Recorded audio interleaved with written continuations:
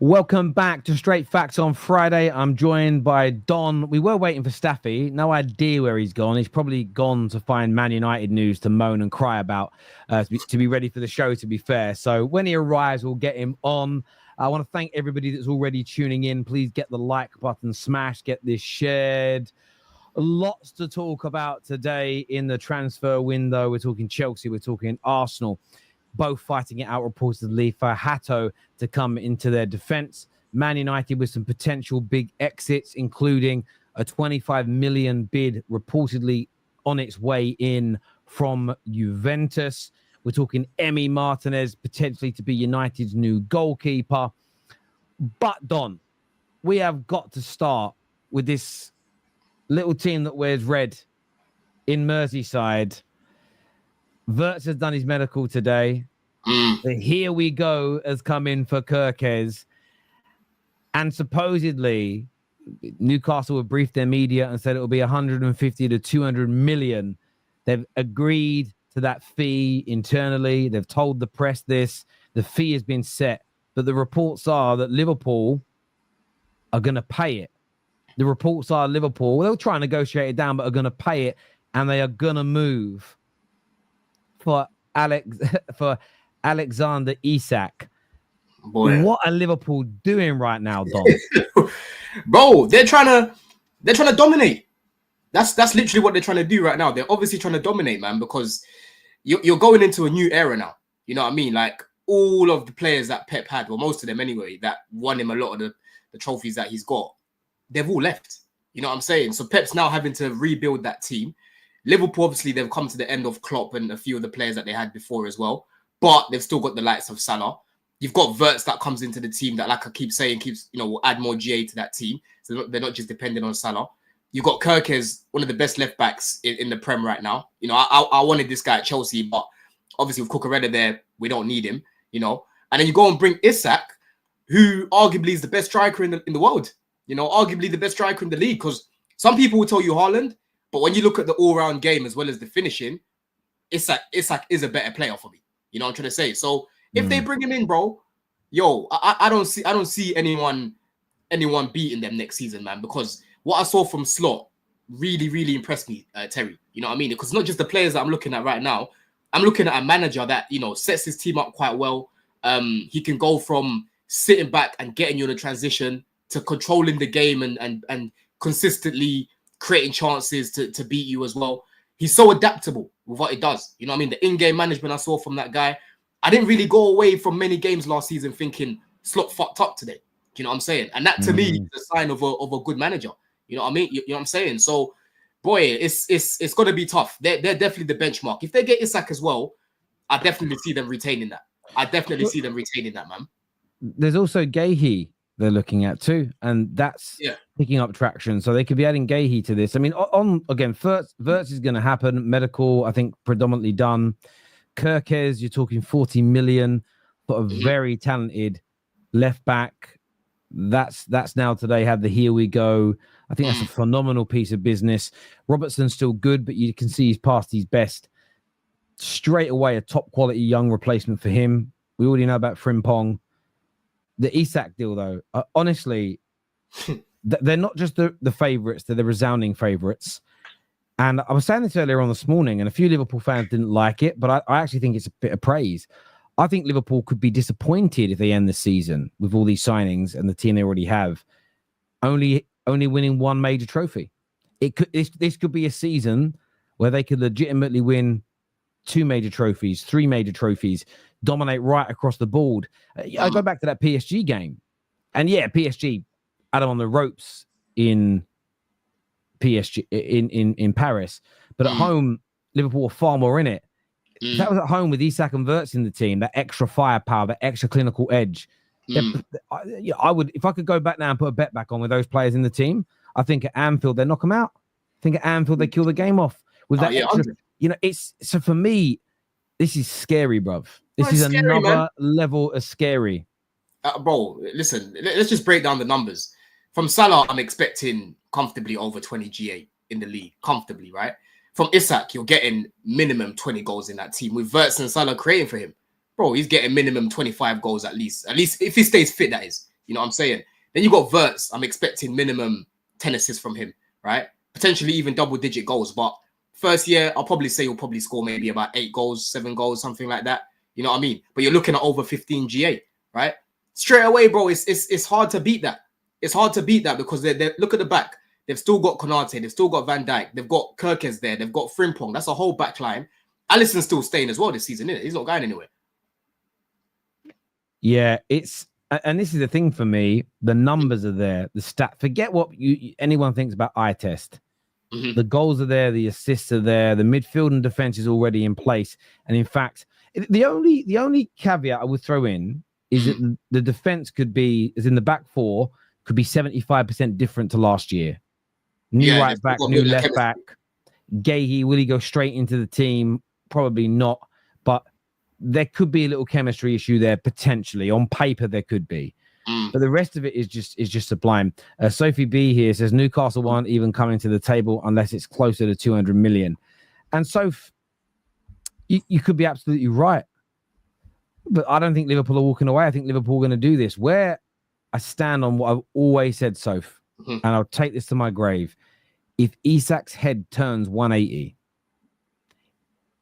it's done. Because you're not going to get 200 million. It'll be closer to the 150, if not lower. If Isak says to Liverpool, I'd love to join, but I'm really happy here, then Liverpool ain't getting him for any money because Newcastle will just say no. It's if the player's head's turned and if he's uncomfortable, if it becomes an uncomfortable situation for him to stay. You know, that for me is the only time this happens. But the only way that I think they get Isak in that position is by showing him and saying, essentially, whatever they want, we've got the ability to pay, but there is a maximum.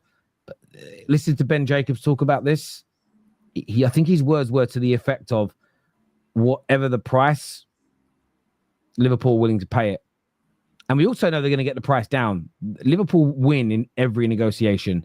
As much as Newcastle are on the way up, Liverpool just beat teams in negotiating. I don't even think that's a debate. They just unless they meet us, unless they meat Chelsea in the window, then they don't. You know what I'm saying? Yeah. What I mean is they win in terms of the buyer or the seller. They may not beat every team to a player, but they last. I think Henry scoffed at that yesterday, and then we're live, and they're getting 30 million for Kwanzaa, bruv. None of our clubs, none of us, maybe City, none of us are doing that. Well, City do it too. I mean, they got like 25 million for that James Trafford, bruv. Like there are certain teams they're able to sell players for almost like that we'd all go, that's a 10 million pound player, 20 million pound player. What do you mean you're getting 30, 40 million? They've got 25 M's for Solanke as well, isn't it? 25 M's for Solanke. They've got 25 million for Jordan Ibe. They've got 25 million for that Brewster. Oh yeah. That was money laundering. How the fuck did they get 25 million for him? How the hell did they get 25 million for him? Someone needs to investigate these guys, bro. Yeah, that I'm up for. I'm up for an investigation into how they're able to do it because it is a madness. Whether people like it or not, it doesn't even make sense. Brewster, 25 million, bro. That sounds like a Omari Kellerman deal. You know, we paid like what 25 million for him for that guy for the PSR help and that. I'm sure something was part of that for Brewster because he did fuck all. Yeah, I wonder if the money's ever been. One question I would like to ask the financial experts. They get to say you sell a player for 25 million. That shows on your book straight away as 25 million, even if you haven't had the cash. I wonder what happens to bad debt. So, for anyone who doesn't know, bad debt is say you're a business and you invoice someone and it never gets paid. You might sue that company, but it still shows as a bad debt on your trading accounts. I would love to know what bad debts do to PSR. That's a question I think we need to ask and source, because I'm not saying Liverpool are doing this. Let's say now, you know, Man United and Chelsea do a little. We'll give you 15. We'll give you 55 million for Mount. What if it turned out that all these deals that seem a little bit odd? Why would you pay 25 for him? Why are we spending 50 on him? Why are we buying this guy for 20 million? Wouldn't it be interesting if investigations went in and found out that across the board, only like half the fees ever been paid, the rest of it gets written off as bad debt?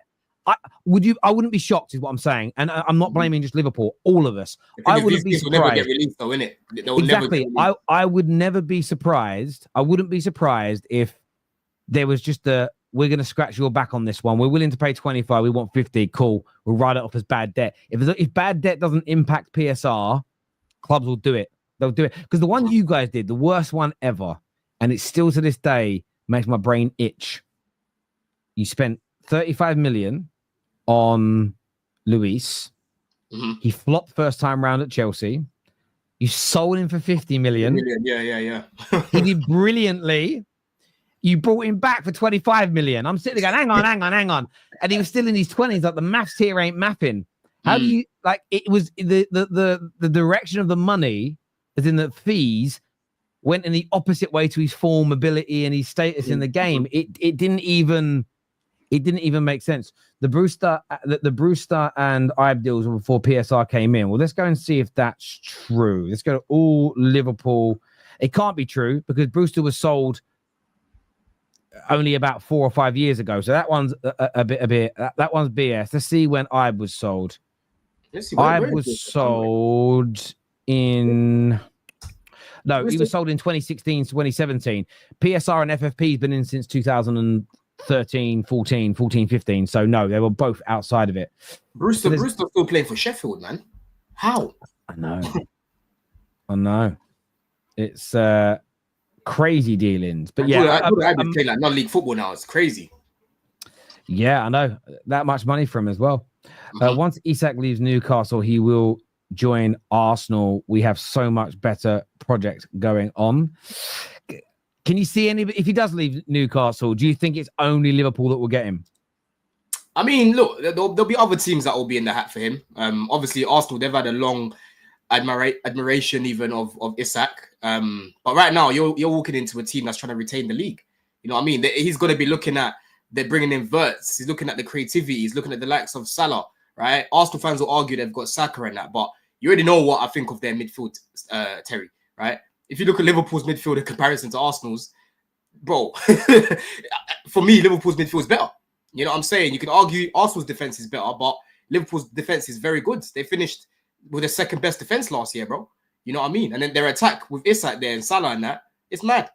It's mad, bro. So I think it's a little bit easier right now for Liverpool to sell them the project, man, only because they've actually been able to get over the line. And Slot could just walk to Isak right now and say, bro, I come in first year, I won the league. We're going to do it again, right? Arteta, you can't really say that. He can't really say that, bro. You know what I mean? Yeah, look, I don't see Arsenal landing him over Liverpool, personally. Nah. I can't see it in that regard. If he's going to leave Newcastle, I think Arsenal were attractive to him, but I think if Liverpool are really prepared to spend £150 million on him, they're going to be prepared to pay the salary. They've got the team, they've got the squad, and everything else that goes with it. I suppose the only element, and even then you can argue Saka, that Arsenal could sell is they're going to make him the crowning jewel of the team, where Salah's already the crowning jewel of the team. But then there is Saka there as well. Saka's the poster boy. So there's even when you're looking at style of play, like when you're looking at the style of play, like if I'm Isak right now, I'd rather play for Liverpool, man. Right? Like when I was watching Liverpool playing, you know, in Chelsea at the beginning of the season, we were the best teams in terms of just watching us playing. You know what I'm saying? Liverpool playing some really good football, man, especially in 2024, right? 2025, they kind of dropped off a little bit, but when I'm looking at the style as well, I prefer how Slot sets up the team in comparison to how Arteta sets up the team. So that's probably something Isak could look at as well, man. Yeah, definitely something for him to look at. No doubt about it. Sophie here says that PSG are also interested. Now, that for me, I'm sure you'll agree with me on this. That's what I want. If he's going to leave Newcastle, go PSG. Yes, it makes them stronger. Yes, it makes them a bigger European powerhouse, but it weakens Newcastle and it doesn't strengthen a Liverpool, an Arsenal, somebody else in the Premier League. They're the best ones. They're the best ones, Terry, because it's like, you know, when you want to play like Nico Williams, for example, right? I'm sleeping at night knowing he's going to Barcelona because we want him, Arsenal want him, but we're not getting him. You know what I'm saying? And he's going to be out of the league. So it's like, cool, whatever. We lost out, but so did everyone else. You know what I'm saying? So if Isak goes to PSG, bro, yo, that team, Due, KK, you know what I'm saying? Dembele, Isak, the fluidity in that attack would be mad. It would be mad, bro. You know what I mean? And funny enough, I saw PSG lost yesterday as well. They lost. They lost to the Brazilian team, innit? Yeah. The South American teams, they've come with fire for the tournament. I'm really glad. They've come with fans and fire. We're playing Flamengo today, right? I think there hasn't been a Brazilian team. I saw a stat earlier. There hasn't been a Brazilian team that's lost or something along the lines of that, the Club World Cup or something. So we could actually be the first to beat them. Something along the lines of that, bro. Or lose. And right now we're gonna dodge PD in the quarterfinals and that as well, bro. I think the next time we can actually face them now is in the final. Who's that? PSG? Yeah, PSG. So them losing yesterday it actually helped us, but we've got to win today. Let me try get it up because I saw someone broke it down earlier about Chelsea's potential opponents. Let me even read it to you. So where is it here, man? Oh, for God's sake. Right, let me go on CFC Daily because he tends to do these things. Where is it? Okay. So yeah, if Chelsea win tonight, projected round of 16 and quarterfinal scenario. Round of 16, Terry, is either Benfica or Boca Juniors, and then the quarterfinal is either Inter Miami or Botafogo. So we've dodged PSG, bro. That's nice. Having said that, like I thought Inter Miami looked quite good against Porto, and there's another team you mentioned there. Benfica. Yeah, but I mean, listen, you should be beating them, in my opinion. You should. I want to play them because Enzo. Yeah, no, it's that. But listen, on the PSG thing, if they get Isak, they could retain that Champions League with that boy coming in. This year says I can't see Liverpool signing Isak as well. Need crazy money for replacement of VVD and Mo, but you're not necessarily. I'll tell you why it's not necessarily. It's not necessarily so. Because Gahey you're looking at, that could potentially be the replacement for Van Dijk, if not Konate, but you might address that later on down the line. I don't think you're ever going to be able to replace Salah like for like. So don't bother trying. Try and replace him in a different position. Try and replace his goals long-term in someone like an Isak. Try and replace his creativity in a player like Wirtz. Then in 2 years' time, if you've got those two and they're working, what you're then able to do is let's go and get a good right-sided attacker. Someone that right now you'd put in that kind of Bowen category or in Burmo category, where they don't have that burden and that pressure of having to pick up the mantle, the performances, the availability, the goals and the assists of Mo Salah, because that can be crippling. But in terms of crazy money, let's add the crazy money up, right? Let's say it's 70 million for Gahey, because that's what Spurs bid in January. 40 million Kerkez, 27 million Frimpong, versus 100 million guarantee. And who else are they signing? Somebody else I'm forgetting. Kerkez, they're saying is 40 million. That's 177 million. Let's just go full whack, 200 million pounds on Isak. That's a total of 477 million. Now, to put that into context, Chelsea have done nearly 200 million more than that in the summer before, so it's doable, but they spent nothing last year. You divide that over 2 summers worth of money, you're only talking 138 million 2 years running. Now, if someone said Man United, Liverpool, Chelsea, City, Arsenal, we're going to spend 238 million 2 summers running, nobody would bat an eyelid. The money is crazy, but they've got the ability to spend it. And if these signings work, you come to next summer, they're barely going to have to spend. See, that's the thing, though. They've done themselves, though, Terry. Last summer, 2 summers ago now, trying to come in for Caicedo the way they did, after they were bickering about 5 million for Lavia and whatnot, like what we was for fucking Manian, right? They showed everyone that if we really want to put the money down, we can do it. You know what I'm saying? And the fact that they didn't spend money for Slot and now he's going to win the league, they obviously need to show that they're backing this guy, right? Liverpool are minted, bro. Liverpool have money. You know what I'm saying? These guys have bread to spend, yeah? And if they start to spend money the way that you would expect a big club to spend money, because we will criticize FSG all the time, bro.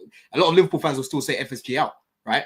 But if they start to spend money the way they're spending it now, bro, like every summer or most summers where they're investing on top talent, right?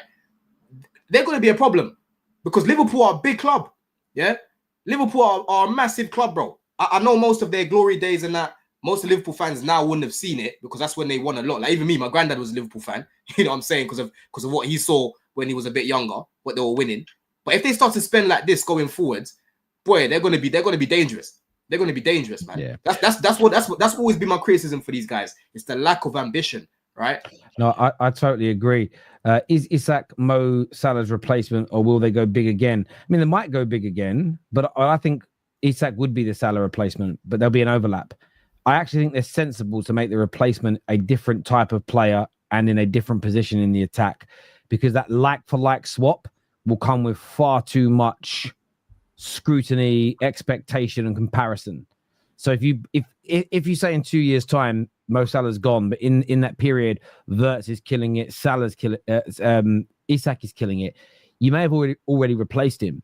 You may have already created a situation where there's, Isak could get more goals than Salah next year, could do it for 2 years. Then Salah leaving is like, thank you so much, Mo, for everything you did. The replacement then isn't going to he's always going to have scrutiny. The next person to play on that right-hand side is always going to get some type of comparison.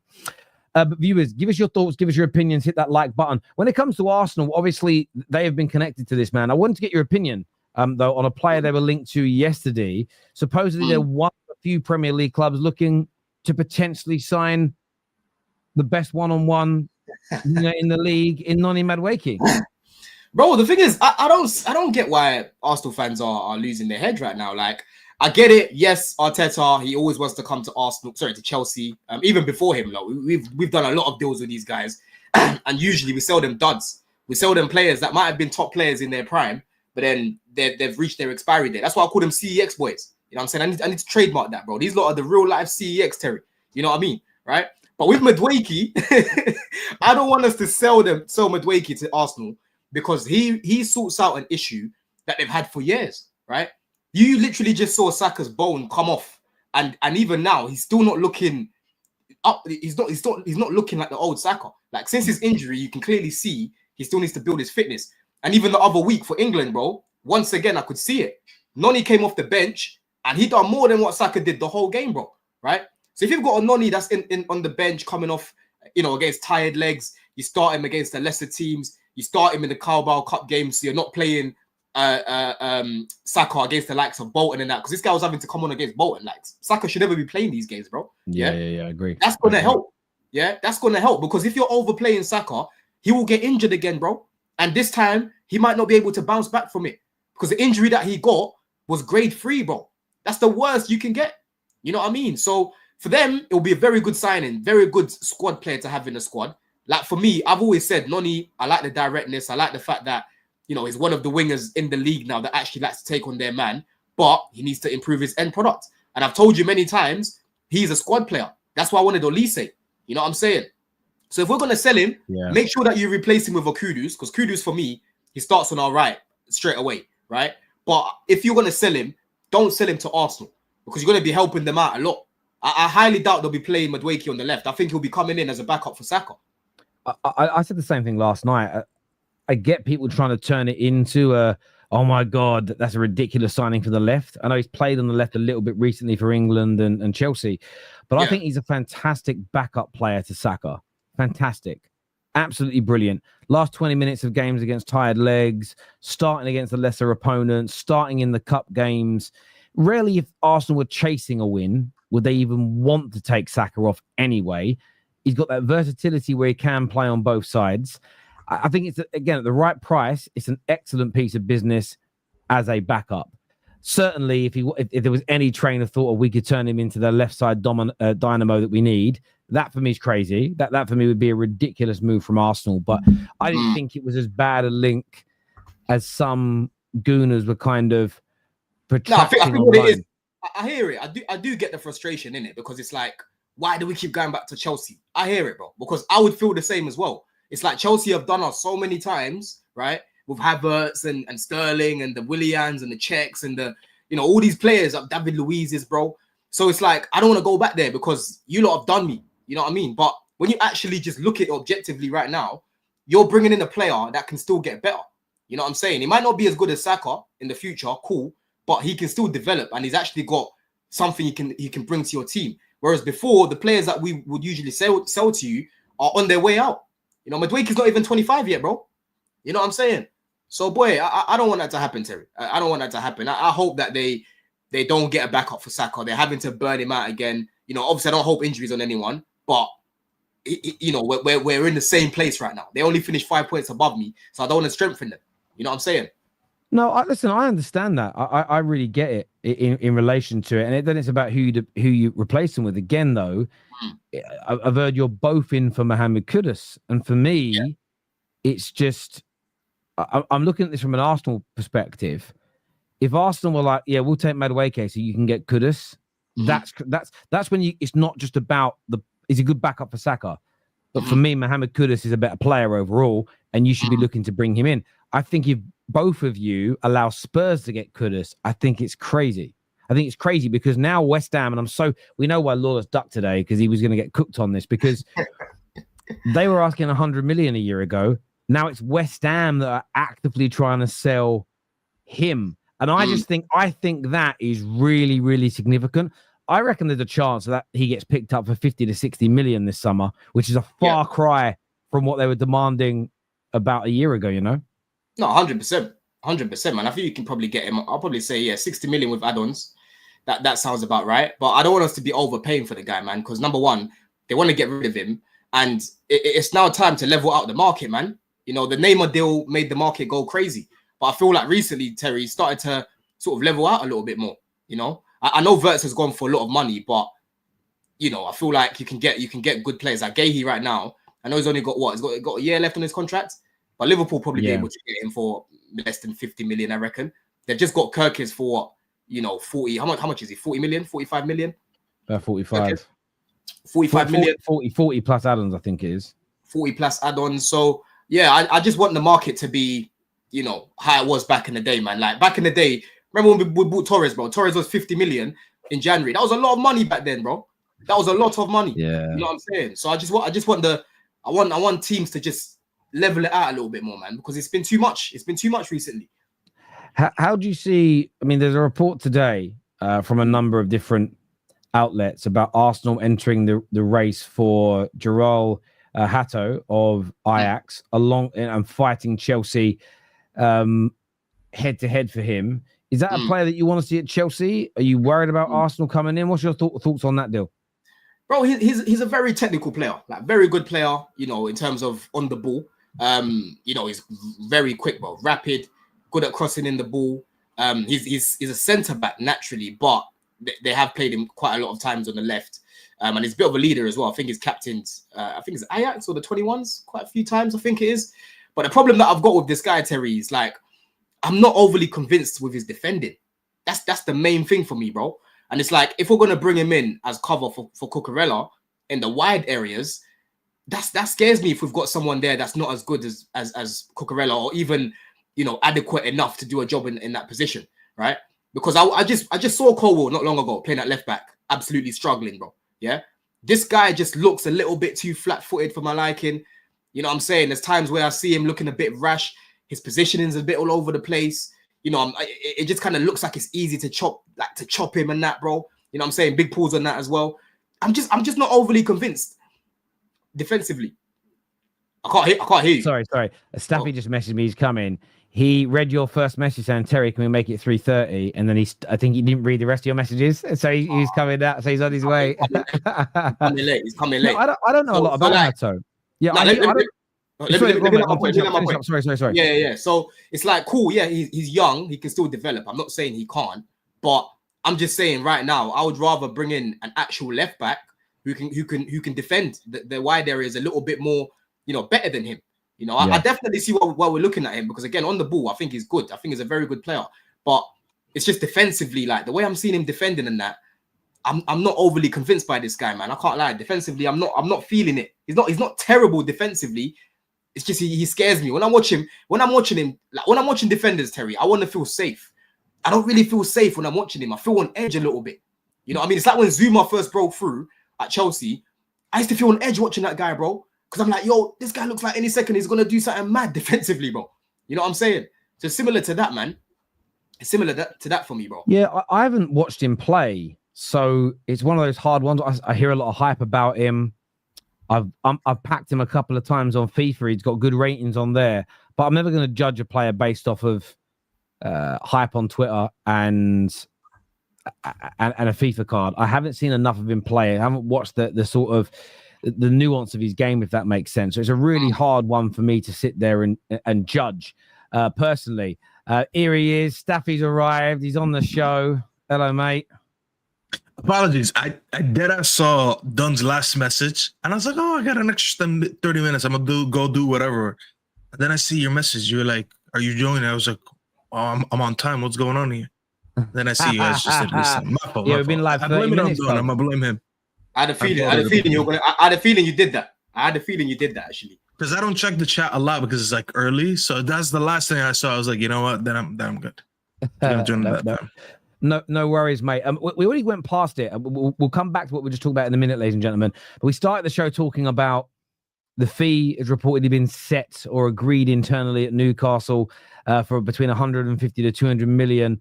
But Liverpool, Kerkez done, Wirtz done, Frimpong done, Gahey very much on the card, and they're moving for Isak. I just wanted to get your thoughts on that approach to business from Liverpool, quality of that deal, and everything else, mate. Yeah, you were talking about the Kerkez deal, Wirtz, and which one else? Because I know they're in for Gahey now as well. Yeah. I'm seeing that Tom was talking about in the chat yesterday as well. I'm not gonna lie, I don't think there's any team hindering their business right now better than them. Not only did they win the league, they're starting their summer strong. They're doing all their business really quick, and they're bringing in everyone early. Not only are they bringing in good players, they're bringing them early. And I'm not gonna lie, we don't like it because it's Liverpool, but you gotta admire it as a football fan. They're doing great, and they're already setting themselves a little bit early right now, as in my opinion, at least, as the favorites to win the league next year. Because you're looking at it and you're like, you know what? At least these players that they're bringing in, not only are they at a very good position to win the league and compete for the league, they're bringing them early, and it's not like last minute business and all that stuff. So they're going to come in, they're going to gel early, they're going to have preseason together whenever that happens. They're going to build some chemistry and adapt with the team and all that. And I'm not going to lie, it might be, I don't want to speak it into existence, but it might be a back-to-back season for Liverpool to win the league. It certainly could be, mate. It's fantastic. It's fantastic business. And we moved the conversation on slightly. We're talking a little bit about sort of Arsenal and this deal for Hato, and that they're fighting Chelsea for. And Don's not that big a fan of Hato. I don't know too much about him. What do you know about him? And do you see him fitting into one of the Premier League's top sides? Yeah, I heard Don talk about him a little bit because I clicked on the stream to listen while I get ready to join. I'm not gonna lie, I don't know much about him anyways, but I don't hear a lot of praise about him, especially at this stage to join a top team. And even if he does join Orsa, I'm looking at him as more of a backup option or a future option for them. They don't really need someone to come in and then play in that back line that's gonna at least improve this team right now. That's not their biggest issue. Their best strength is their defending anyways. So we all know their main business needs to be in the midfield, and especially going forward. I wouldn't look at that deal and even put it on level or with the Gahey deal if that happens. Because Gahey, at least, he's coming in to share the minutes with Konate, who's always injured. Kerkez was going to start on the left. Obviously, Frimpong is starting on the right. Wirtz in the midfield. So I wouldn't really make too much of that deal. They need a lot more in the midfield going up front than in the back line. Well, they've got Zubimendi done today. Well, I say done today. They haven't officially announced it, but he's in London for the medical to finish paperwork and everything else. The Arsenal fan base, though, Staffy and Don, still, like, we did a call-in show this morning. Every call predominantly was still frustration. We need more. This ain't enough. They seem to be growing very restless. Do you understand where they're coming from? I mean, go on, Staffy. I've said a lot. Go on, you got you. Hey, what did you say? Because I've been speaking already for like 20 minutes. But go on. You land your tape first. I'll come in. About them feeling like they're not doing enough. Yeah. I mean, listen, I hear it. Zubimendi, I think, did I say this on the show last week or the week before? I love Zubimendi. I wanted Zubimendi at United a season ago. He's now looking like he's going in to replace Partey because the reports are saying that Partey and the club didn't agree on a new contract or whatever. So it looks like they just made a like-for-like replacement. Now, don't get me wrong. I like Zubimendi, but I also really like Partey. I look at this, in this case now, it's looking like a little bit of a sideways move, and I'll tell you why. You're losing someone in quality, but you're also replacing him with someone in quality. You didn't add on to the team that you had from last year. The team that you had on from last year had a very good Partey in it. I think Partey was arguably the best midfielder last season, and a lot of Arsenal fans have said that. You could say it's Rice if you want, that's fine, but there's a lot of people that gave a shout that it was Partey. Losing Partey was going to be a little bit hard to replace, even with Zubimendi, because I look at Zubimendi, he's a little bit more competent at picking up the ball from the back line and kind of, being a volume passer in that position. But so was Partey, and Partey had a little bit more about him as well. He had those, how do I say this? A little bit of those line-breaking passes, could shoot from outside the box, but it was mainly the line-breaking passes. Zubimendi doesn't really come in and replace that. He's just going to pass a lot, and he's going to control the tempo in the midfield. But no, I disagree. No. Zubimendi, he breaks lines well, bro. He knows how to punch it in. I don't know if he does it as good as Partey, and maybe he does. Maybe I don't see enough of it, but I feel like that's, even if he does, by the way, it still proves my point, which is a little bit of a sideways move. I thought this midfield needed a 10 more than anything. I think the issue that you're still going to have is Odegaard being in that midfield, not creating enough. People complaining about him, I don't know, being too much protective of the ball, passing the ball sideways, not taking on his men enough, not really taking enough risks. You remember that little comparison that happened for a couple months with Bruno. You're not going to have him taking risks like Bruno. But at the same time, you still didn't add someone to the midfield who's a little bit of a risk taker. And not only that, the striker situation is still not sorted. They will sort it, let's be honest. They're going to sign someone. It just depends on who it's going to be. And they still haven't sorted out their left wing, especially with Nico Williams now confirming that he wants to go to Barcelona. I get it. They might be a little bit reactionary, but I kind of get where they're coming from. Come on, there. There's a team that finished second 3 years in a row. You kind of have to start feeling for them. And you're like, you know what? I get where the frustration is coming from. So that's how I look at it. Listen, I do get the frustration. I had the callers on today, and I got what some of them were saying. It's I think Partey not signing, I think it seems like they view it as another bit of work for the club to do, as opposed to him staying. It's a job done. But obviously Zubimendi's in, Don. They're seemingly progressing quite deeply with both Šeško and Kerkez before making up their mind. They're winning both those races, so they don't need to rush that at this particular moment in time. The left-hand side of attack does seem a little more precarious because some reports say they're going to go all in for Rodri, but that's seemingly how long's a piece of string. Their other two targets, Sane and Williams, are off the table. But there does seem to be a lot of panic from Arsenal fans. And I'm sure you're helping online by adding to that as best you can. Of course, man. Listen, I don't know. I don't know who that. What makes you say that? Yeah. Yeah, what makes you say that? It's Don, isn't it? If you look at Don's name in the dictionary, before it says Chelsea fan, it says Arsenal wind-up merchant. It literally says it in there. Oh, I know that. I just wanted you to say it to everyone. That's all. Yeah, man. Listen, I don't know who they're going to go for on the left, man, because we're both in the market for left wingers, and we've been linked to the same players. Gordon, that might be a new option that they're looking at right now as well.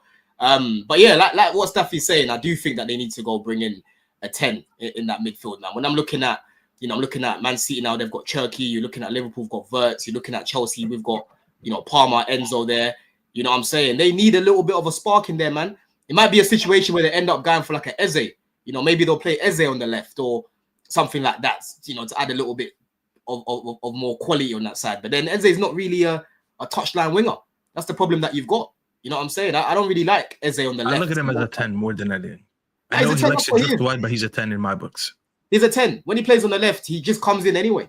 You know what I'm saying? So they've got work to do, man. We don't know, if they're going to sign Šeško and Kerkez right now. It's up and down with who they want. For me, I still think they're going to go for Šeško. Like I said last week, I don't think it'll be a bad signing, but some of them obviously want Kerkez because they feel like that's less of a risk. They feel like they're past that project stage. You know what I'm saying? But at the same time, Šeško is better than, what they've got right now. But does that necessarily mean that we should just get him because he's better than what we've got? No. But I think Šeško would be a good signing for them regardless, man. You know what, man? I kind of turned on Kerkez already because I know he did reject United, but I know he did. Like, he doesn't say, that I rejected United. He doesn't, to be honest. Him wanting to go to Arsenal more than United, to me, that's enough of a rejection. But I don't know, man. I just have a really bad feeling about that signing. I really, really have a bad feeling about that signing. I don't trust Arteta with that signing at all, especially now that it looks like they're going to miss on Nico Williams to play on the left. And Nico Williams, forget about him, bro. None of us are getting him. None of us are getting him. What's the options to play down the left now? What options have they got to play on the left? Yeah, because there's not a lot right now. No, none of you guys want in the market. Yeah, that's what I'm saying. You've literally got Jadon Sancho. You've got Gordon. You have Mitoma. You've got Mitoma. You have Leao, right? You have that Yildiz guy that plays for Juventus. He can potentially play on the left. You got Gittins. Then you've got Fofana, the other guy that we're trying to get, the one that cooked against you. Yeah, that one is hitting him. So out of all those names I've named, there's only one player really that's like Premier League or Mitoma and Gordon. Cool, you can say that. Rodrigo, I don't think he's going anywhere. You've got Bacola. Cool, you've got Bacola as well. But this is what I'm saying, people. Like, look at the names we're listing. Bacola's dead as well. I can't lie. Semenyo. You've even got Semenyo. Yeah, you've got Garnacho. Garnacho smells like an Arsenal move. Yeah. Garnacho smells. I'm telling you, Staffy, we are not going back in for this guy, bro. I don't think we're going back in, bro. Say that though, because on the Athletic, right, it said the reason we didn't go back in for him in January is because of attitude concerns, right? And then look what happened the other week with Amorim. Amorim told him fuck off and go find a new club, and then slapped him on his way out. Yeah, I'm just reading between the lines. I don't see Chelsea going away, like not trying to sign him in the January because of attitude, and then going back in for him in the summer after what's just happened. He's basically been banished from United, really. You know, him and Amorim, the relationship's done. So I don't see it. Right? Garnacho, yeah. So potentially, we're talking about left wing options. He wants to stay in the Prem, Terry. You know, Arteta likes to fix things, innit? You know what I mean? I can come here and I'll fix you. Yeah. He might want to go for Garnacho. That smells like Arsenal, bro. That smells like Arsenal, bro. You know what? I don't think Arteta wants someone like Leao, bro. I don't think he wants to man them like that. I was about to say that. I think if they weren't going for Kerkez, I think Leao would have been a good option. Because I'm actually surprised that no one is going for him. But I think if Kerkez wasn't going, he would have been a good option. Bayern. Yesterday, bro. Bayern are looking at him because obviously they've basically lost out on Williams. Yeah. Who else did they just move on? They moved on to Sane. Who's the winger options again? Ulisse, Nabry. Who else? There's a third that I'm missing. And Coleman is still there.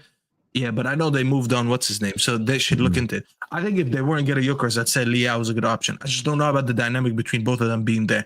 Leao was basically like a Portuguese Rashford, which a lot of people don't like to admit it, but he's looked at a little bit like Rashford, someone who's like doesn't really track back. He's not deemed as a really hard worker, but when he gets the ball, he's just very forward thinking. He wants to take on his man. He likes to shoot from a lot of areas. It's not the most prolific, but he's a volume shooter anyways. I think that would have been something that they could go for over there. I think the best combo for them, if they get Kerkez, is to get a Rodrigo. It just doesn't look like anything is progressing right now. Like, I could be wrong. I don't know if there's anything being worked on, but Real Madrid are a little bit too busy with the Club World Cup, so whatever is going on. I think that's the best combo. If they don't get that, I'm not going to lie. I hear the frustrations, and I probably get it, and I understand it. I think they need to get those two. If you get those two, you have a serious chance now to win the league. I'll be honest, because that front line is very good. Saka, Kerkez, and Rodrigo. And all it means from here that's just Arteta needs to take his hands off the handbrakes a little bit more. That's all it is. But if they don't get him, I can't look at that quality and say, yeah, you know what? They're going to be able to mess with Liverpool. They're going to be able to mess even with City, because I think City, give them a little bit of time. Some of these guys that they just signed, they're going to adapt. Yeah, Shirky's not going to be bad like the first game that he played, you know. Just give it a little bit more time. Marmoush is already there. Haaland's already there. They need to kind of match that if they want to win the league. I think you speak a lot of sense. You may have already brought his name up, but there's a super chat here that says from Rimwan, it says Rashford at Man United, 215 GA in 426 games. This for me is another one that could, again, Rodrigo is probably the number one target right now, and I get why they're being patient. Let's see how he feels. I wouldn't write off Rashford to Arsenal. I truly wouldn't write it off, simply because of how long they've been interested in the fact they've been looking at him and everything else. That I just wouldn't. I'm not saying it will happen, Arsenal fans. What I am saying, I'm explaining it so that you can't misinterpret it. I wouldn't sit here and go, "Oh bloody hell, I didn't see that one coming." You know, that's I'd be lying to say I'd be shocked if that is who they end up going for. But the market on the left so interesting because, as you say, Sane is gone, Williams is gone, Leao looks like it might end up being Bayern Munich as an example, and they're spending a lot of time on the strikers. They're losing options on that side.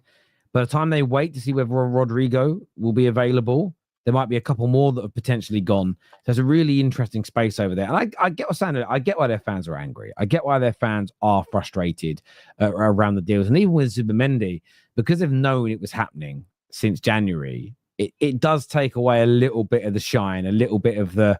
You know, I don't know if you felt like that, Staffy, when the Cunha... I was going to say, it felt like Cunha. I was not...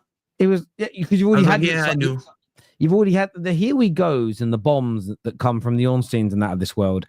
They are where what's crazy is the greatest ever announcement of a player was Pogba. The time of night, the music video, is it or isn't it happening? That will never happen again because the journalists break it and confirm it before the clubs do. So I don't think you're ever going to get that release of excitement that you used to get when you saw your club. Because it used to be, I remember being on when X first started with Twitter, you would keep refreshing your own clubs because that's where the announcement would come. It's in your club's Instagram account or his Twitter account. You never got the announcement. And maybe you did see the here we go from the Fabrizios and the messages from Ornsteins, but no one took it as a guarantee. Now we've got to a point where you kind of know it's going to happen. So I do get it. This here says, I'm a rare fan that actually wants Thomas Partey to go. Big wages, wants a pay rise, 32, injury prone, allegations. He's also seen unreliable across his Arsenal career, lapses in concentration, right time to move him on. I think there's validity in this. I was saying this to a caller. He was frustrated that Partey was going. I said, would you also be frustrated if you gave him at 32 a new 3-year deal and gave him an extra 50 grand a week?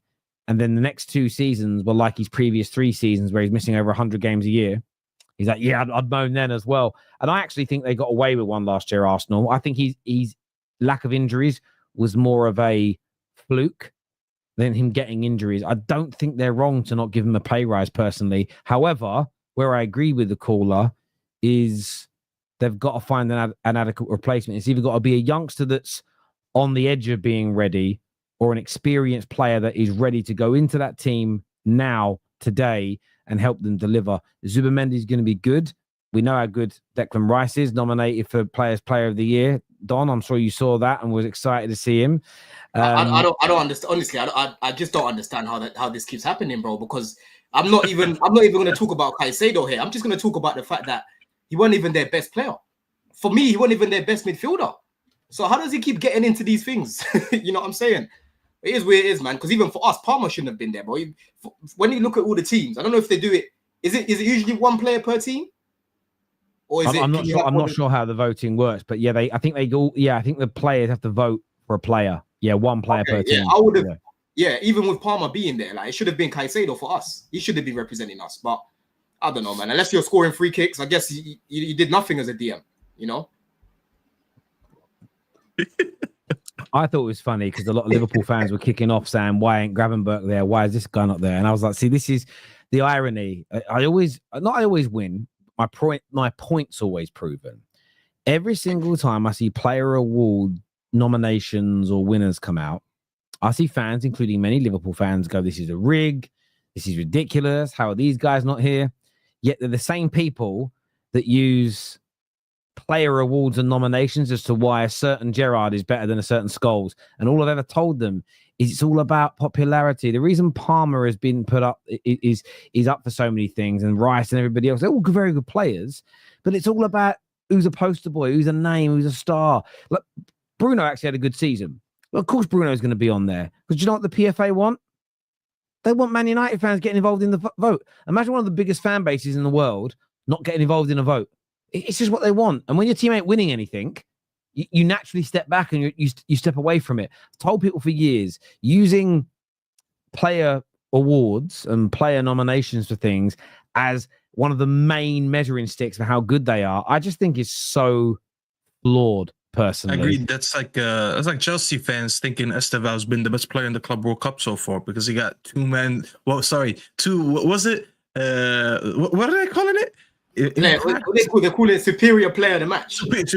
Superior player. Well, bro, this is why we need to keep the football at the US, man. The more I watch this Club World Cup, I was like, I don't want this shit no more here.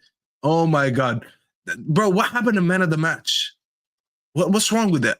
Well, this MVP at least. Just at least if you say that. This is what I said to you before, Staffy. I've got no issue with anyone from around the world watching it, but nobody, including most Americans, wants the Americanizations of a European sport. You picked it as a sport to watch because of what it was. We don't need to fucking change it. It actually annoys me. This is when I feel like I'm you guys, because now I feel like, what is this shit? Get this yank shit out of my spot. I don't want to hear that. And the worst thing is all the commercials that they play in the middle. I'm like, bro, this is not the NBA, bro. When they do it to this little water break, they play commercials. I'm like, oh, no, I can't watch this. I can't. But back to my point. Yeah, that's like saying that about Estevao. And Don, by the way, has already agreed with me that he was a man of the match yesterday. So for any Chelsea fan who's going to try to attack me, that came from a Chelsea fan as well. And this is why I always feel my argument in these debates is the right one to pull on, because when all these other fan bases, they only ever use player awards if the player they're trying to prop up barely achieved or didn't achieve. You get a lot of Spurs fans did it with Harry Kane. As soon as they've got a player, though, from their history or they love, who's won a lot, it's always the trophies and the performances in finals that they talk about, never what they got nominated for. And that for me, is always proof in the pudding. I'm mainly frustrated due to the level of business City and Liverpool are doing. I can't see why any business Arsenal can do that can compete with its third place at best, if not fourth behind Chelsea.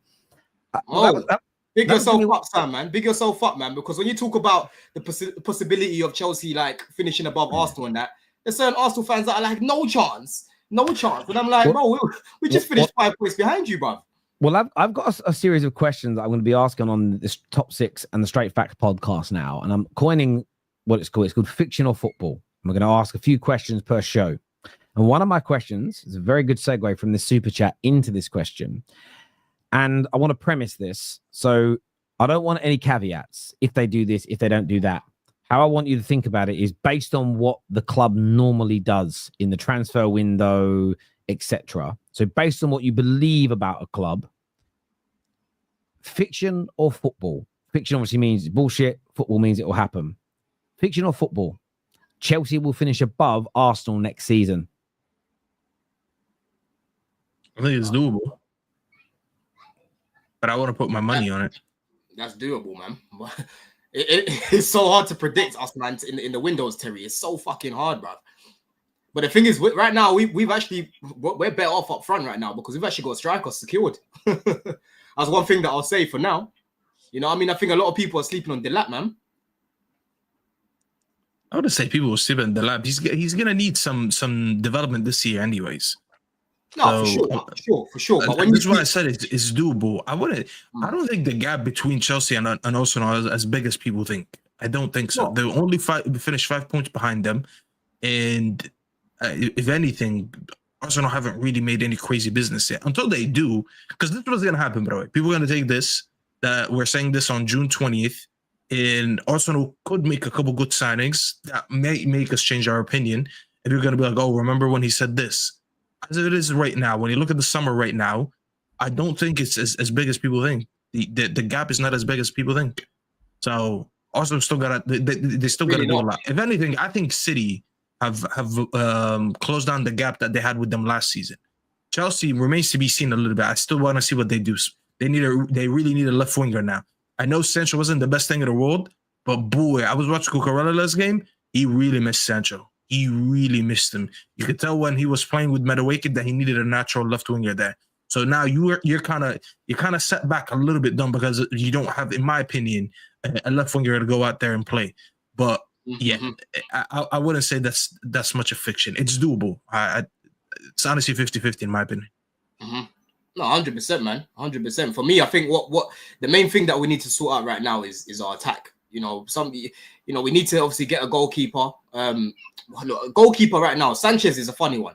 Of course, I want an upgrade. If we can get a Manian, bring him in, of course, right? But I can't ignore the improvement from this guy for time now. It's been a minute. It's been a minute where I've been bigging him up. You know what I'm saying? So that's what I've always said with this guy. It's not his ability. It's more his moments. He just has he's a bozo. That's what Sanchez is. He can just decide to just throw the ball into the back of the net. But when he's locked in, he's a very good goalkeeper, bro. Very good goalkeeper, man. When we played Forest, the Forest fans were bigging this guy up, bro. Like, he was collecting all the crosses. You know, he didn't really have much to do other than, you know, being that guy in the box, being commanding, but he did a very good job. And there's been many games where I can tell you this guy's been very good. But if we can get Maignan, we bring in Maignan. We need a right centre-back right now to play next to Cole, because Fofana can't stay fit. We need a left winger. You know what I'm saying? We've got a striker, cool. But there's still a few little bits that we need to sort out. Midfield was sorted. That's an area where I'm not worried. You know what I'm saying? Santos, Asugo, Palmer, Lavia, Caicedo, Enzo, we're sorted in there. You know what I'm saying? But that left wing position, bro, that's an urgent requirement right now, man. Urgent. We've got some more super chats here. It says, can't do fact or fiction with Don the politician. It's what Tony says here. I don't want to be delusional. That's the irony. You guys try to call me delusional. I think both your answers, I would say, are more in the football category, because you're saying it's doable as opposed to no chance. There's no way that Chelsea do it, to be fair. Bro, put it this way. When we finished 12th and you asked me that question, I would have said fiction. We're not finishing above Arsenal. Like, I don't see that right now. But that's gone. Forget about that season. Forget about the season before when you lost the league by, was it 1 point or 2 points or whatever. The recent Arsenal only finished 5 points behind, above Chelsea, bro. That's the Arsenal we're talking about. Robert here says, Don, please don't be delusional. Chelsea for the next 4 years will never finish above Arsenal, even if we make 0 signings every window for the 4 years. You know, I've clocked about these lot. They actually think that it's a trophy, you know, to finish above Chelsea. Like, I keep saying, you're not who I'm looking at. I said this last week, bro. Liverpool the benchmark. Liverpool the guys that I'm looking at, bro. But I lie, the super chat is more delusional than anything you've said. To say Arsenal can go 4 years with a single signing and they'll still finish above Chelsea. And bro, I told you that's their only trophy, Staffy, because all these guys. No, it's not even that. Like, I'm not even talking about that. To think you could go 4 years without signing and you still finish above them, and that same super chat is calling you out to not be delusional. This is the epitome of delusion. 100%. And I'm not gonna, you know what? I'm not gonna have Arsenal fans. You represent Arsenal fans, so no, they can't handle it. They can't handle that they're falling off. This year says Chelsea and City fans always talk about how many points behind they were behind than Arsenal, but when you say points don't matter, useless. Unless you win the league. This conversation is always in response to you guys thinking that you're in a different dimension to Chelsea. You're not, right? We both got Champions League football, but the difference is we won a trophy with it, bro. Yeah, you didn't.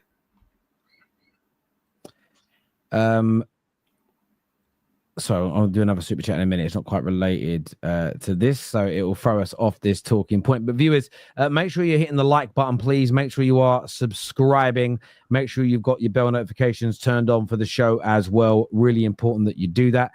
Now, Egal didn't say trophies are overhyped. No, I think you're making that one up. Egal's a lot of things, but I don't think he said that. I don't think he said that. It sounds like something Egal would say. Terry, there's a wager on the lap scoring 15 plus goals in the Prem. Thoughts? He could do that.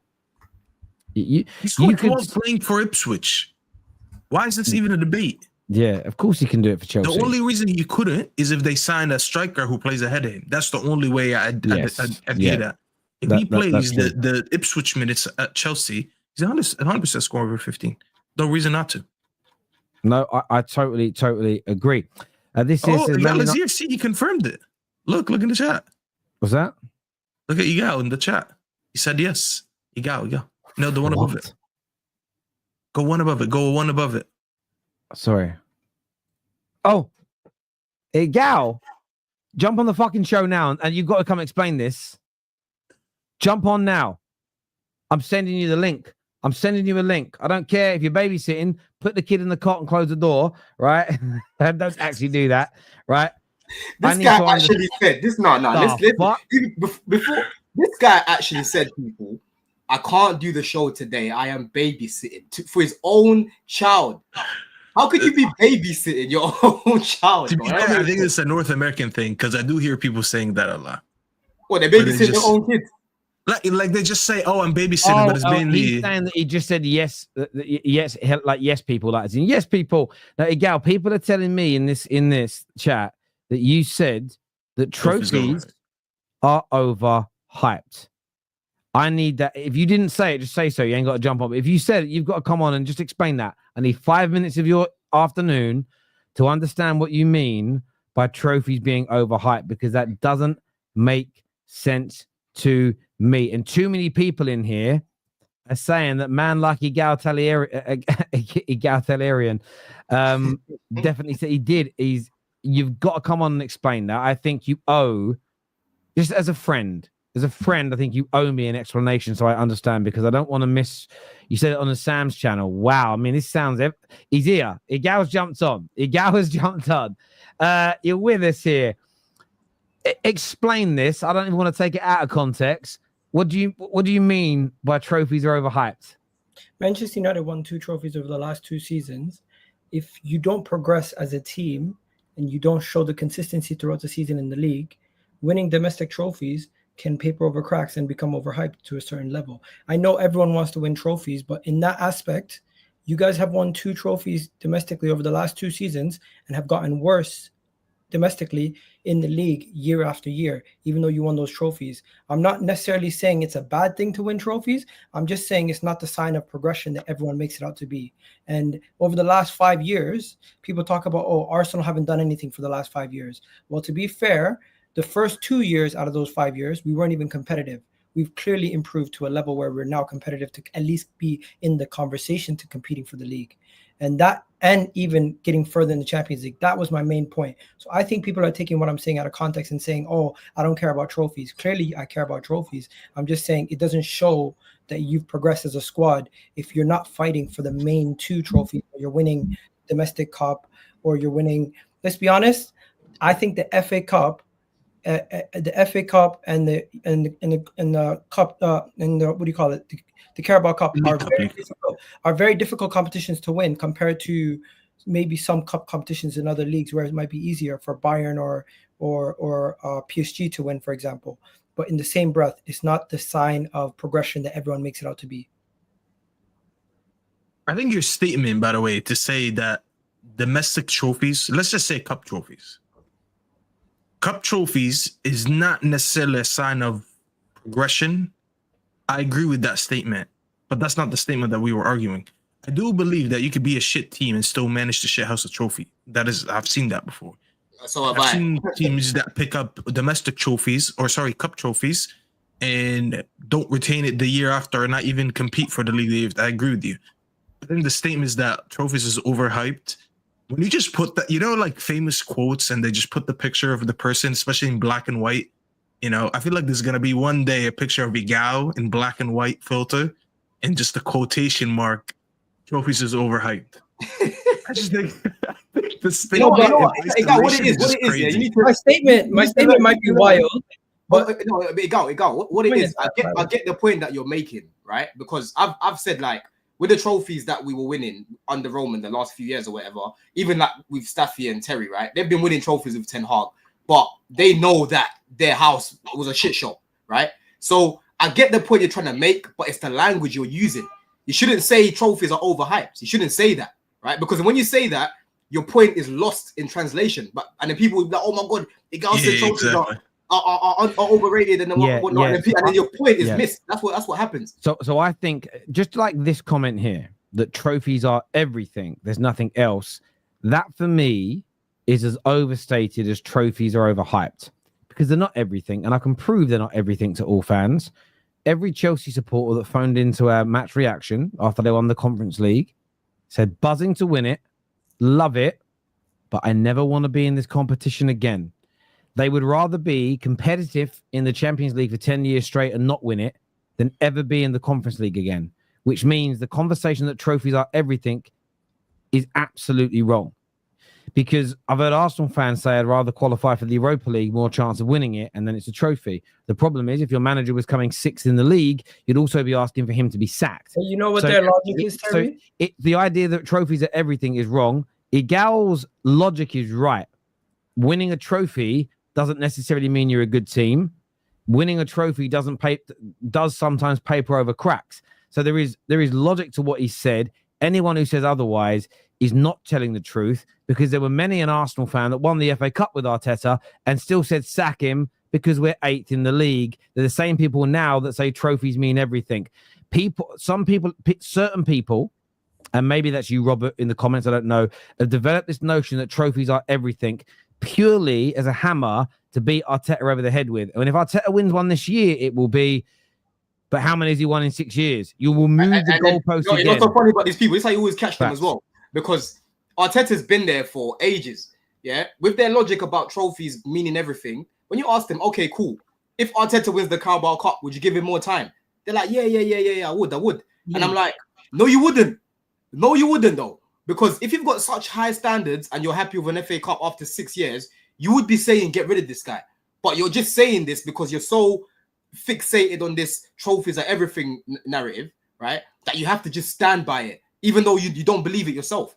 There's no way after 6 years, your manager just wins your Carabao Cup, you'll be happy keeping him. You'll be saying, listen, give me that Carabao Cup, but move on. Let's get someone that can win us bigger trophies. That's what you'd be saying, bro. You know what Yardman said to me? Yardman said to me he'd rather be in the Europa League and build his European heritage by winning the We're not really going to take him seriously. That's so shameless. That's honestly so shameless. Do you want to first one outside the grand, Egal? If you make Europa League, it means you're failing in the league. So along the way you're failing, he'd be the first one on the mic every day crying. Yeah, and this is what it's funny, really, right?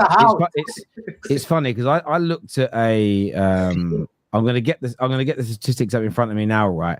What again? I understand where he's coming from in the sense of I get his logic, but his logic is flawed. I want to find I need to find this. Here we go. Top European trophies by clubs. So where he's wrong, in my opinion, is I put together a list of the clubs with the most European trophies, right? For instance, who can be blunt? Are Sevilla considered European royalty? No, not at all. But they're the 8th most. They're respected in Europe, but they're not. They're not royalty. Europa League. But there's clarity to this. But they are the 7th most successful club in Europe in terms of totality of European cups that have been won. Atletico Madrid come in 10th, but have never won the difference is that Atletico Madrid and Sevilla both have more European trophies in total than Manchester United do, but they've not got a bigger heritage. We've won the Champions League 3 times. So Arsenal could win 10 Europa Leagues in the next 30 years. If Spurs win 1 Champions League in that time, that's bigger for your European heritage. So the idea of just being in the Europa League will build a heritage. The proof's there. There's loads of teams that have won that trophy loads. Yeah, sorry, go on. And it goes back to the fact that you're going to rank the Champions League higher because you're playing against better teams, right? So you're gonna put it at a higher level. Exactly. Sevilla are not seen as a bigger team in Europe than Chelsea, although they have 7 Europa Leagues versus Chelsea's 2 Champions Leagues and 2 Europa Leagues. They're not seen as a bigger team than Juve because they've got 7 winners' trophies, where Juve only have 5 because Juve have got 2 Champions Leagues. In fact, when you look at Europa League and Champions League, they're the same amount as Bayern Munich, but Bayern Munich have got 6 and 1 in Champions League favor. They're not on their level. The idea of it's about what you win as well. So again, I'm not saying everything about Egal's statement is right. Even with Robert up on the screen, trophies are the pinnacle, but not all trophies are what you don't win all trophies whilst at your pinnacle. So there's still more you can demand after picking up a trophy. Man United in the last 3 years are proof in that pudding. Multiple finals, 2 trophies won, but we're not at the pinnacle of the game. You're the same person, Robert, that was probably laughing and bantering us all season. You didn't go, I can't banter United. They won a trophy last year. If that was the case, the only team that hasn't been bantered this year is Liverpool. You know what it is, yeah? The best way to kind of look at it, right, Terry, it's like, when you're hungry and you're like, do you know what? I can't be asked to cook anything. Let me just go make a bit of toast. You have a bit of toast with jam on it or something, or put some butter on that shit. You know what I'm saying? So it fills you up a little bit, but you can still eat a bigger meal, right? The Carabao Cup will fill you up a little bit. You know what I'm saying? The Conference Cup will fill you up a little bit, but it's not the main, yeah? When you eat the Prem, when you meet the Champions League, you're full. You know what I'm saying? That is Wagyu. That's what you call Wagyu steak. You know what I mean? There's levels to this, bro. Let's not be disingenuous and try and make it out like every trophy is the same, because they're not. Yeah. Also, stop picking and choosing which manager you consider losers. Because if they won the league 10 years ago, or they won the league 5 years ago, and they haven't done anything for you lately, is it not the same thing as Arteta going 5 years without winning a trophy? Because I'm hearing people saying, go get me Diego Simeone. But when was the last time Diego Simeone won a title race? He's so finished, bro. I can't lie to you. He is so finished. And on top of that, he's leading the pack at times with his team and dropping off numerous times throughout the year. I'm hearing people telling me about Dortmund have a Dortmund manager or something like that a couple years ago.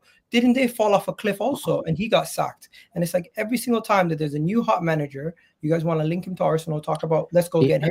Having said that though, Egal, let me just tell you something. Because you know how I've just said to you that every trophy is not the same, right? Your manager must win a major this season coming, right? Now let me tell you something, Egal. If he doesn't win the Prem, someone screenshot that. Legendary cool, bro. I'm just telling you. This is screenshot it. Hang on, let me get rid of the chat. Somebody screenshot that up. We've got it there. It's ready to go. You guys screenshot this. Who did that screenshot it. Who did that quickly, man? Shit. Staffy sat there making it 100%. Oh my gosh, that's man did it so quick. And it's on the same show, is it? No, it's on the same show. It's the same one. It's the same show. Egal, let me ask you. If he doesn't win the Prem or the Champions League, is it time to go? I'm not gonna lie to you. I think this season is really dependent on what we do in the transfer window. And at this moment in time, regardless what happens, I think Arteta is going to be leaving at the end of next season, because I don't see us. No. You don't answer my question. I don't see us winning the league. I don't see us winning. You're not answering my question. I'm not asking you what you think the club's gonna do. I'm asking you what would you do if he doesn't win the Champions League or the Prem? Would you sack him? I think Arteta's gonna have to go. Yeah, if we don't win, would you sack him? Yeah, because I don't think anything but going on and delivering some sort of silverware to appease the thirst for trophies is going to make a difference right now. And I don't think he can win the conference. I don't think he can win the Carabao Cup or League Cup and change anybody's opinion of himself. The only way he's going to change people's opinions of himself and establish himself as to stay at Arsenal and be a top manager is, I think, to go and deliver either the Champions League or the league. And really and truly, at this moment in time, we can't even say that's a guarantee. The team is so far off it compared to what City and Liverpool have done this window so far. So even if you were getting like injuries to like your key players and that, you wouldn't be saying, we got injuries last year. Now, 1 second. So we got injuries to Saliba. You started signing defenders. We got injuries last year throughout the whole team. You better learn and start signing squad depth. And the main thing for me is I need level raisers before I can even start speaking to Liverpool or City with chest. At this moment in time, I'm looking behind my back at Chelsea and Newcastle, saying they're more worrying. They're going to cause me more of a worry than I might cause City and Liverpool. So Egal was agreeing with our statement while the super chat was saying we're delusional. Okay, fair enough, Egal. What's that noise? That's Terry. Sorry. Oh, yeah. This guy's on TikTok, you know. I was watching that Ugandan man, bro. Someone sent me a link and I didn't mean to click on it, and it opened up and started playing music. I was like, oh shit. But you know something, guys? I kind of like the fact that we're no longer like going into the season as one of the people everyone's saying is a favorite or everyone's picking as a title favorite. Because why? You want to be the underdog gimmick. And we have a tough start to the season because this shows me how serious my club is. If my club is not serious this window and they don't go into season serious, I honestly don't know when we're ever going to get our act together. Egal, thanks for joining us today as well, because I just remembered, you just reminded me, Egal, you lot play each other first game of the season, man. How we feeling about that, lads? How we feeling about that, man? Why are we talking about that? We're not talking. We're not. Nah, man, let's talk, man. Let's talk. I like it. I'll be honest. Terry's cooking, because when it comes to Arsenal and Manchester United, they love to rage bait us. And they love to continuously make. Yeah, but this is like, you know what they did? This is the NBA approach, Egal, and you know that very well. You think it was a coincidence that this season the Knicks and the Boston Celtics kicked off the season? Oh my God, the computer put the Knicks and the Celtics. Who would have thought? No, they know that's gonna get them the best views on the first day of the season. I'm not gonna lie, I'm not actually against that approach. I feel like it's better for viewership, anyways. Like I don't mind the idea. We have to face you anyways, right? Just put the best fixture available to kick off the season. So I don't mind what I've noticed about the reaction to what I said maybe my first video that went out about it, people could you might think I'm implying something, so that's fair. But I've responded to it when I was with Hussam. They're creating a narrative with those opening 5-6 fixtures and the opening game of the season, and I do not believe it's computer generated. Then I found out through doing research, there is an algorithm that creates the fixtures, but the whole thing is completely and utterly manually reviewed. So they tell you it's automated, but it isn't. It's manually reviewed, partly to make sure you don't have Man United and Man City at home at the same time. But actually, nowadays with AI and algorithms, that shouldn't happen. You should actually be more accurate than humans doing it. But there's definitely a review. It may have even spat it out automatically, and they go, bloody hell, normally we'd like to save that, but actually let's have it, because it's just coincidental that the two most under pressure managers at the start of the season in the top 6 play each other first, and we have the most difficult starts to the league in terms of 5 games. Now, I saw Liverpool fans saying, but the first 10 games, we've got the hardest run. I'm like, yeah, but if you extrapolate that, another 8 games, everybody's the fucking same because they've all played each other once, right? The first, and I also want to reiterate again to anyone crying, because all I saw is, you're making excuses for United, you're making excuses for Arsenal. No, it's not about you've not listened. Your brain has shut down working. Amoeba settings. What's happened is I'm doing it for agendas. Man United and Arsenal. That's what they do. That's how they're loading, isn't it? The amoebas, they go the internet dial up on the internet, bro. Right? It's like, for me, we all play each other once, home and away. So that's fair, but there's no way I believe that the starts that Arsenal and United have been given, with the pressures our respective clubs and managers are under, that was random. I just don't believe. What's your end like, though? What's your end like, man? Because that's the other side to it. That's why I said as well, the good thing about the start, if we're talking purely about the football, I like our start, because if we have a bad start, you know you've got some easier games on the horizon. You have a good start though, Arsenal and Man United, you're going to have a good run of games coming up because you played so many of the big boys so early. That is where it becomes a positive. And I also think the narrative, and everyone ignored this part of the both videos. For some weird reason, gents, they ignored when I said it could also help them, because it could also be a narrative that is used to prop us up. You know, Staffy, if we win 5 of our opening 6 games, the narrative's going to go, they're going to try and do what they did with Tottenham and with Big Ange. They're going to try and big it up to more than it is. The job's actually going to be for United fans to put fires out and say, calm the fuck down. Don't get carried away too soon. So it's all, listen, we know the media like to dramatize things. The media and the Premier League work together because they pay them billions of pounds a year.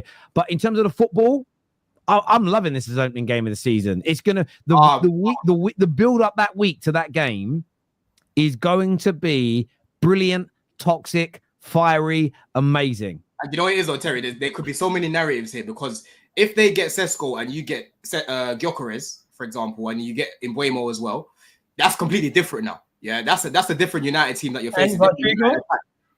And okay, you could get Rodrigo too, right? Give us something. So there's so many little different narratives that could happen here. Like me, listen, I'm happy right now as a Chelsea fan because we've got Palace first game of the season. We had Man City last season. If you guys remember the season before that, we had Liverpool, bro. So we've been done dirty on the first day as well. So it's your turn now. It's at Old Trafford, isn't it? Yep. Yeah, Old Trafford. Yeah. Right now, my early prediction is Man United win. Just right now, my early prediction, Man United win. But there we go. I'm so shocked that Terry predicted that. Oh my God. No one's gonna hold you accountable for early prediction, Terry. Come on. I know exactly. It might change by then, depending on who. But there's so many subplots. Where does Kerkez go? Where does Šeško leave? If United got their business done, who's had a good pre-season? So much will change between now and then, including probably my prediction. Let's do some super chats. There's quite a lot before the end of the show. It says, I think people are overlooking the fact that Liverpool are changing to potentially 3 of their 4 defenders, could hurt them early on. We spoke about this right at the top of the show, actually. Yeah, we spoke about this, me, Don and I. That's the one thing that's probably the one weakness you could draw at Liverpool is 73% of their defense could be changing. So that could be a vulnerable area. But you can flip it the other way, though. You can argue that they've upgraded with Kerkez, which is not agree. If they click, yeah. The only one that I'm just a little bit skeptical about is Frimpong, because defensively he ain't greatest. But then they had Trent, who weren't the greatest defensively as well. So there might not be much of a change there. You could even take it further and say 5 out of their starting 11 could be changed by the end of the window. Yeah, and that's usually not a good thing. I usually, even if it's an upgrade, ideally, I don't like when a team changes too many first teamers in one season because they could all be very good signings. But I feel like people dismiss the idea that it's sometimes for them, it could be a new league or a new country. Or if they're from the league, it's still coming to a new team, new teammates, new manager, new atmosphere. It takes time to adapt, even if you're a good player. It doesn't mean that you're going to be garbage. It just means that you might need a few games still. You're spitting facts, yeah. But the good thing is, to help with that, Liverpool are getting the job done early, bro. Like they're doing their Well, the advantage at Liverpool and Arsenal announced. Well, the thing is, where Arsenal though and Arsenal and Liverpool should both look to capitalise over. The only other two teams I could see potentially winning the league is City and maybe Chelsea. Is that City and Chelsea are not going to have a pre-season. They're not going to kick a ball in pre-season. This is our pre-season. And then you're going to have a month off, so you could start hard. Egal is at the tifo for the Madrid game behind you. Egal's statement on the equivalent of saying that he hates big booties. Not all big booties are good booties. It's amazing. You can have put 345 words into a sentence. Listen, he's backing you there. Wait, hold on, what top are you wearing, Ronnie? What top is that, Ronnie? Chelsea's a Chelsea fan. Chelsea fan. Yeah, he's Chelsea fan. Yeah, Ronan. He's been on the channel, bro. Arteta is literally a loser, is what the Red Gorilla says here. I'm more concerned with how we place in every competition. For me, Arsenal finished third in the Prem, finished quarterfinals to the final of all comps. I'll keep that manager every season, is what Robert People says here. Come on, bro.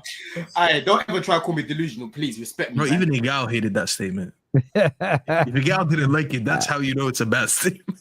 Within the journey, trophies aren't everything, but at the end of the day, at the destination they are, United are who they are now because of winning. And this is the thing, D. You're so right about that statement. But you see, that is a much broader statement you've made that can be expanded upon. Just saying all that matters is trophies, and that's a very short blanket statement with no context. That's the definition of a straw man argument. That is a definition of being a reductionist. And I think it's wrong to say that. But you are right that ultimately you want to become the best team in your country, the best team in Europe, the best team in the world, and you want to sustain that level. That's the epitome of the game, not once every 10 years winning a League Cup. That both of them can't be seen as the ultimate goal of football. They can't be. Man United will win the Prem before Arsenal. I pray. When we've got man like Emi Martinez in goal, anything is possible. We're not talking United today because Staffy's going to depress me. That's because of the Arsenal board. People say stuff like that because they believe Arsenal will get shit right. He's amazing. Everything's 40 million for Emi Martinez is a good deal. What can I say, man? No, don't. 40 million for Emi Martinez is terrible. No. I've said I would be annoyed if we paid any more than 20 to 25 million for him. Then go get Mike Mignon. He wants Chelsea, so it's not an option. Hey, Chelsea don't want to pay the money. Hey, we're waiting, man. Oh, look at that. Don said it's a custom top that he made himself. Oh yeah, that's it. I thought that was. It looks nice, like Everton when I just look at it quickly. If Arteta won the Premier League instead of the FA Cup, no one would be talking about next season as a must. Trophies that make you the best at nothing, but that competition aren't what Arsenal need right now. Facts. You'd be a made man. You wouldn't take legal advice from a bricklayer, same way you wouldn't take advice on winning trophies from an Arsenal fan. Red Gorilla's talking to you today. No, Red Gorilla's not happy. No, with you today. Egal versus one Red Gorilla who wins. You know something? These Liverpool fans forget where they were just a couple years ago. They forget where they were. They do. They forget where they were. I remember when the Football Terrace, when I was calling in Fan Zone back when you were doing Fan Zone, and it was, if Jurgen Klopp loses this final, will Liverpool start looking at replacing him? Yeah, I remember those conversations. United conceded 13 more goals than Liverpool and 7 more than Newcastle. Our biggest issue was scoring. Mbomo, Cunha, and Gyökeres make us a top 6 side. Illusion. I can't wait for you guys to get the reality check. I can't wait for you guys to get the reality check. Listen, it's not pure delusion. It is pure delusion. If you watch United and you think our issue was just scoring, You have another thing coming for this team. He didn't say just. Where did he say just? That's his insinuation. He said it's our biggest issue, and now we're solving it. He said your biggest issue was scoring, which I agree with. Yeah, and it wasn't our only issue. We still have a shit midfield, and we still have a shit goalkeeper. We're nowhere near top 16. Read what he's saying though, Staffy. He said our biggest issue. He never said that's our only issue. He said our biggest issue was goal scoring, and I agree, it was. And what he also means in this, if Cunha and Burmo and Gyökeres came to Man United and did for us next season what they did last year, but maybe minus 20%, you're talking about a collection in league goals of about 40 league goals. You had 40 league goals to Man United season last year. There was a genuine possibility that we go from 42 points to 66 points. We could have got 20 plus more points by scoring that many more goals. But where you're right though, Staffy, is that next jump of becoming a team that's genuinely going to make the Champions League places and maybe is one step behind challenging. That needs a better goalie. That needs a much better midfield. That I completely agree with. I think if he said, with this, we're going to challenge, I would agree with Staffy, but he's saying top 6, and top 6 for me, bro. The fan base has been running this agenda that now with the Buemo and Cunha, we're contenders for top 5. I'm not going to do that. I'm not going to sit on a single stream and say we're a top 5 team right now. What Man United, that ain't Man United fans on the terrace, that ain't Man United fans on the United stand. What's delusional platform pushing that bullshit? What do you mean? It's on YouTube. What delusional Man United fans are pushing that bullshit? It's not on the real channels, bro. That's the same thing as top 5. Wink, wink, nudge. Wait. I seen the same thing. Hold on. If you get Gyökeres, hold on, Egal. If you get Gyökeres, Cunha, and Mbeumo, sorry, you got Cunha, Mbeumo, Gyökeres as well. What realistically, where do you think you'd finish then, Staffy? We're just a better mid-table team. So you think you'd finish mid-table with that attack? Yeah, we're just a better mid-table team. We won't be 15th, I'll promise you that. But we're just a better mid-table team. I'd go with 8th. I'd go with 8th if we just made those signings. I'd go with 8th. Can I say something? We're playing one game a week, guys. I never think a team is that far away, and especially when you're playing one game a week, you have an advantage over a lot of people. I think it doesn't matter when we didn't commit to rebuild that gal. I don't care. The midfield is shit. The goalkeeper shit. It depends who you sign. Bro, I'm not gonna get gaslit, bro, because United fans have short-term memory, bro. They forgot how bad we were last season. I'm giving you a positive approach here. You gotta just hear me out for. No, I know, but from the outside looking in, if you sign a keeper, you sign a solid defender, and you go and improve. I don't have an issue with the defense. With those, you're going to need more defenders because you're going to be playing a back 3 most likely. So you get another defender plus the 3 attackers that you just brought into your team. You shore up your defense and your attack immediately. You're talking about a challenging for top 5 again right away. Now I'm just winning more shootouts. That's what it is. I still didn't reinforce the midfield. I'm going to get Emi Martinez, who is just a little bit not as bad as Onana, so he's just a little bit better than him. He's not that much better than him. People think he's that much better. He's not. I've already presented the stats to it. The midfield just hasn't been touched. 3 seasons in a row, we're not touching the midfield. We're going to midfield again. I wake up today, the Man United tweeting MM7 and MM25. Agarte. This midfield is shit, bro. We're the only team that's not just in the midfield again. So we're going to go into another season where, by the way, we lost 18 games last season. So you're telling me with a better front line, let's just say at best, those 18 defeats, they go to 14. Let's say you win 4 more games, 5 more games. You're just a better mid-table team. You're still losing about double-digit games because of your midfield. Our midfield hasn't been addressed. I hear that. But if you strengthen your attack and you strengthen your defense, you can get away with your midfield. Maybe I don't have an issue with the defense. The defense is not a problem. The defense I get where Staffy's coming from with that, boys. I've got to shoot, guys. I'm really sorry to end the show on that. It was a really good point. I want to thank all of our super chatters. I want to thank all of our members. I want to thank everyone who's hit the like button. Panel, always legends. Enjoy the rest of this beautiful sun. I'm live on That's Football for the Chelsea watch along. Plus, we're live here on the terrace afterwards for the phone-in show. So come on, man. Like, who you playing? Is it Flamengo? Flamengo, man. Flamengo, let's go. You know who's the manager as well? Felipe Luis. Oh, geez. Nice. Well, listen, make sure you're all tuning in later. Take care. Goodbye. God bless people. We'll see you all soon. Peace.